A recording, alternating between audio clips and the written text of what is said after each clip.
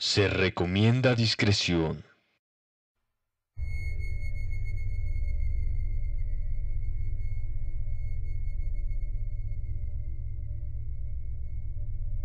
Ninguno de los cazadores consiguió destruir a la bestia, una criatura salida de las entrañas del mismo infierno.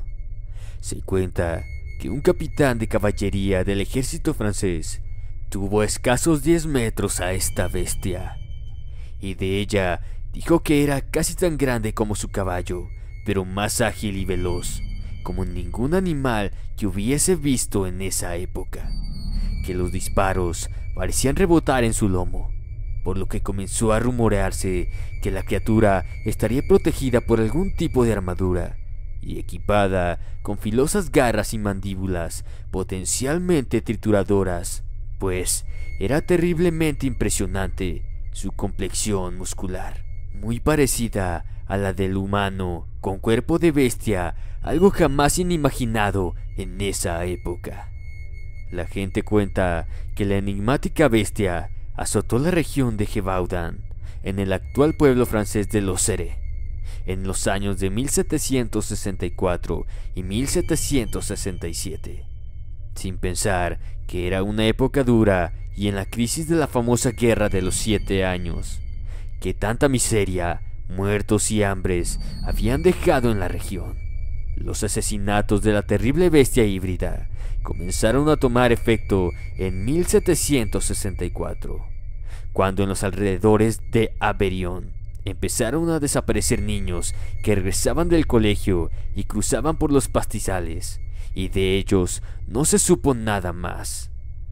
Este horrible ser tenía suculento apetito por la carne fresca y dulce. También, de vez en cuando, destrozaba mujeres y pastores,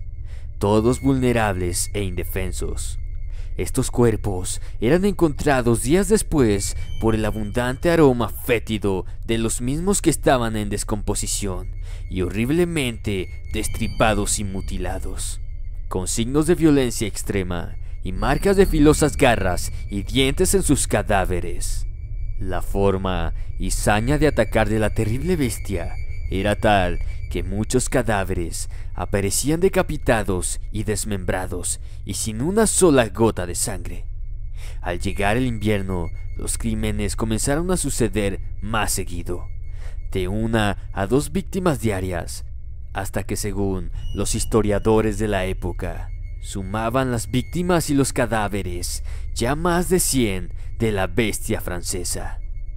Pocos sobrevivientes de estos ataques la describieron como una bestia gigantesca, de pelo rojizo y ojos como fuego, con un tamaño mucho mayor al de un lobo, con rayas negras en los cuartos traseros o lomo, y una cresta de pelos largos sobre la cabeza.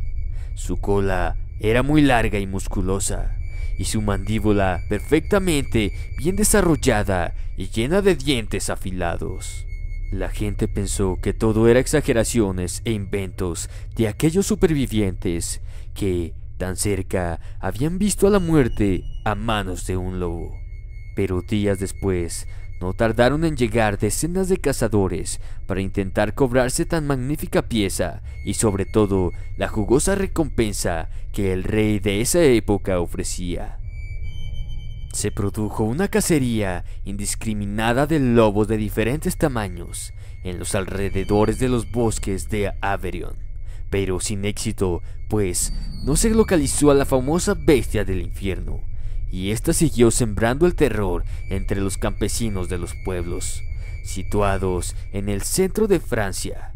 El rumor pronto se hizo presente y las gentes del lugar propagaron a los 4 vientos que aquella bestia no era mortal, sino que se trataba del mismo demonio o quizá un enviado de él, con un hambre feroz que con nada la saciaba. Este evento se hizo viral y llamó la atención del propio rey Luis XV, quien mandó varias expediciones de los mejores caballeros de combate y cazadores, así como arqueros de élite de la caballería ligera francesa, para así dar caza al extraño animal. La noticia llegó a muchos países extranjeros, que se reían y murmuraban de cómo tal potencia del ejército no podía matar a un solo lobo gigante, pero la verdad era otra. El nerviosismo se apoderó más de la población y estallaron entre sí. Se acusaba públicamente a muchos campesinos de ser hombres lobo que se convertían por las noches en esa criatura, parecida a un nahual que venía como en México de épocas prehispánicas, mientras culparon también a los pobres gitanos, a los que acusaron de crear alguna bestia salvaje en un circo que había escapado al monte, o de haber invocado al demonio como venganza por alguna afrenta pasada.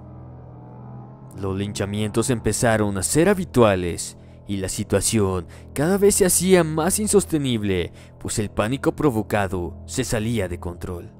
En la continua búsqueda de culpables se llegó a señalar a un noble terrateniente de la región, del que se decía que había participado en varios farasis por África, que había traído criaturas que al cruzarlas entre sí había dado lugar a mutaciones de una salvaje criatura, pero no hubo pruebas para apoyar tales acusaciones.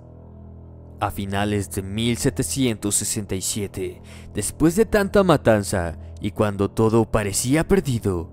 un campesino, en su dolor de haber visto cómo este nahual francés caminaba en dos patas y de aspecto espeluznante devoraba a sus hijos y esposa, lo siguió durante meses hasta lograr la forma de abatir a la presunta bestia de Gebaudan.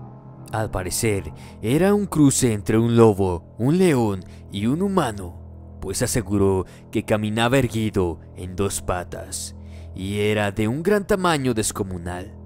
Esta bestia abatida fue obsequiada al rey francés como trofeo,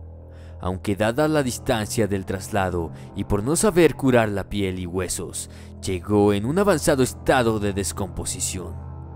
Solo el esqueleto fue conservado en el Museo Nacional francés, hasta que en un extraño incendio se destruyeron estos extraños restos. Sin embargo, sí se conservó la documentación y estudios de la criatura.